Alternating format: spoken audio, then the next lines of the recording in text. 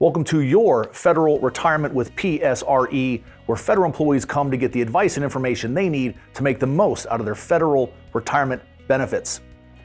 My name is Jeff Betcher, fiduciary, federal retirement advisor, and financial planner, and this is a continuation. This is one of 5 podcasts we're doing with an overview of FERS. This specific podcast is referencing how your TSP is different than your pension, along with Social Security.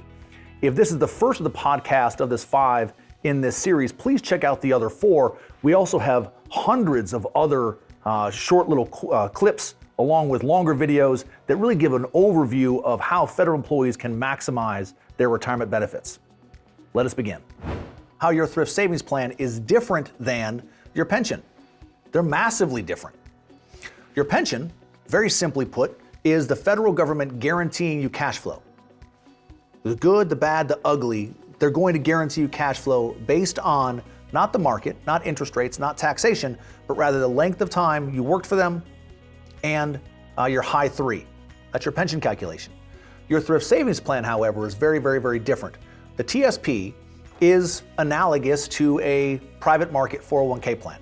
So it's stocks and bonds and mutual funds. You're going to get all the good and all the bad. You're going to get the performance that your asset allocation has dictated. You got all the G fund, well, you're going to get G fund-like performance. You got all the C fund, well, when the market is running, you're going to get great returns. When the market is capitulating or getting hurt or moving in negative territory, well, obviously you're going to see the losses accordingly. Asset allocation, common phrase. Look at a pie chart. You've cut your portfolio up.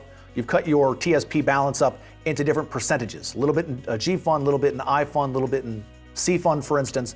That pie chart is your asset allocation. Your TSP's performance is dictated primarily by how much you have in stocks or bonds or the G fund. It's dictated by the amount of risk you've allocated into that portfolio. So again, CSI, it's dictated by how much risk you have in the portfolio and how much safety. Bonds and the G fund, for instance, more safe than C fund traditionally.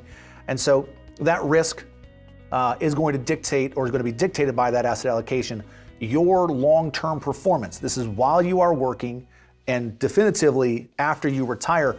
While you're working, you're going to be contributing hopefully at least 5%. The federal government automatically gives 1, and then they match a subsequent percentage. Suffice it to say that, forget the complexity. If you put in 5, they're going to put in 5. So put in 5 while you're working. Contribute at least 5% to your TSP, at least 5%. But then as you put money in, I read a statistic, something like it is in excess of, or very, very near to 50%, 50% of the TSP's investments are allocated to the G fund. That may be a great thing when the market declines, but that roughly 50% number has been consistent over the last, I believe, 10 years plus. And so if you go back to 2010, 2015, where the market has been predominantly on an upward swing, certainly the market is higher in 2022, early 2023 than it was in 2010, for instance. And that upward swing, the people that have invested solely in the G fund received almost none of that, because the G fund paid a paltry 1, maybe 2%. In 2020, the G fund paid less than 0.5% in yield. So guaranteed safety, G fund is principally guaranteed, but the growth rate is anemic traditionally. So how you put the money to work is going to dictate the type of growth you have. This again is where it's important to identify a professional that can assist you, a federal retirement advisor who has the expertise, who has the capacity to consult with you about the type of funds in your types of funds in your TSP that you want to invest in. People that can offer a little bit of consult with regard to how aggressive or how defensive you need to be. In retirement, the TSP, there are no more contributions. At retirement, the federal government, your federal agency employer, no longer makes contributions. You are no longer eligible to make contributions because, of course, you're no longer earning, so your salary ends. The contributions to the TSP stop because the contributions are salary-based, a percentage of salary-based. And so at retirement, the TSP fund, whatever amount you have invested and earned and the portfolio has grown to, that amount can stay certainly in the TSP, can be rolled into an IRA, can be transferred into the TSP annuity, and we'll get into this in a little bit, but you have primarily those three options. Leave it there, roll it into an IRA, or roll it into the TSP annuity. So let's talk about some of the main points. Again, we're going to do summarize of some of the stuff we've already covered along with some additional topics. As you enter or as you approach retirement, first and foremost, what questions are you going to be asking either of yourself or of the expert that you are consulting with? You want to get a basic overview of the benefits that you're eligible for, and then of those things that are most relevant, you want to really dig in deep. You want to understand not only the income you're going to earn, but as I mentioned earlier, you need to understand your consumption. Do not arbitrarily select a number and go, that's the amount of money I'll live on. You're going to be wrong. The amount of money you're currently spending, or more specifically, the amount of money you're currently earning minus the amount of money you're saving. You're making $120,000 and you're saving 20.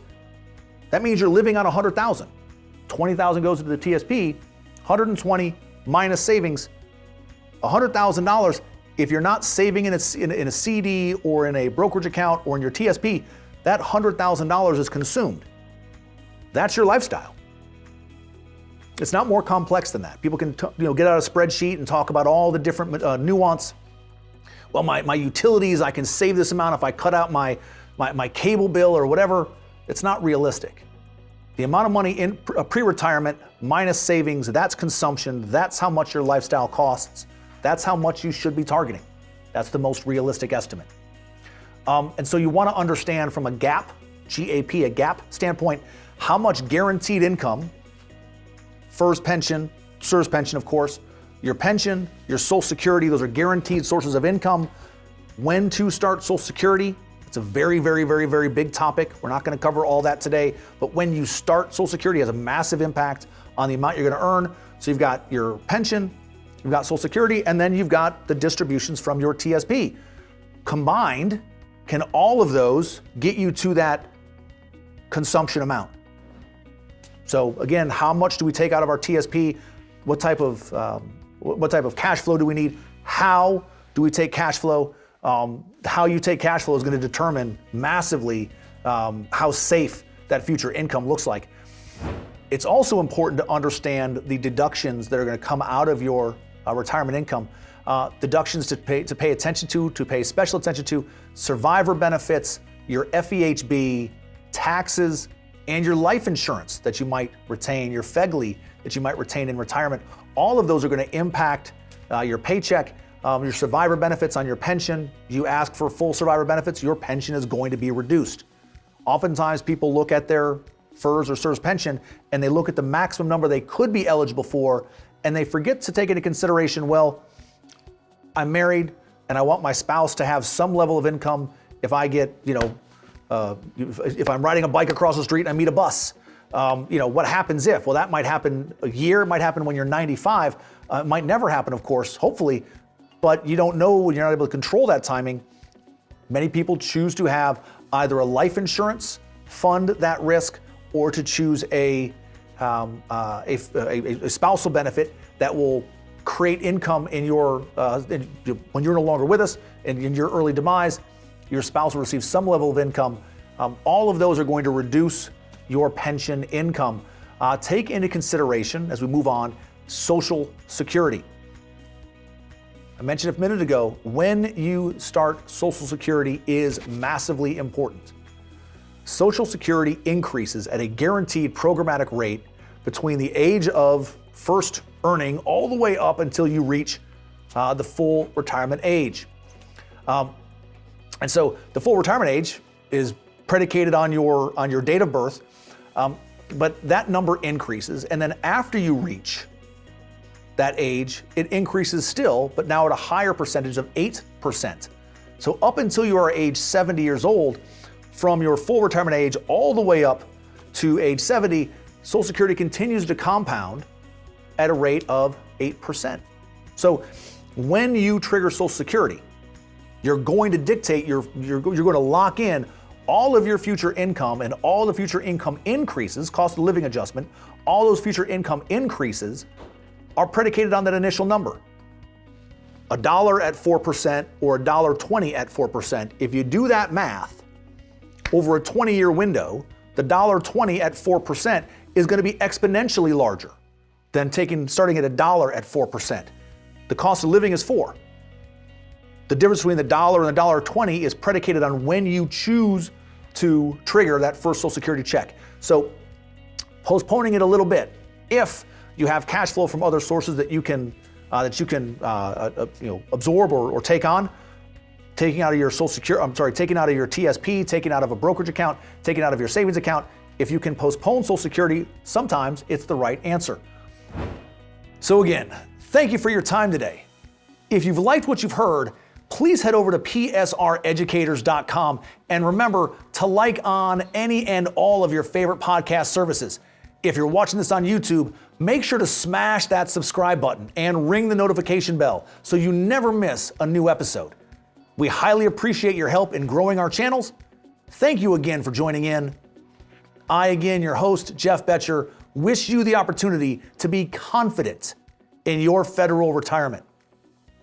Contact PSRE today for any questions. Have a great day.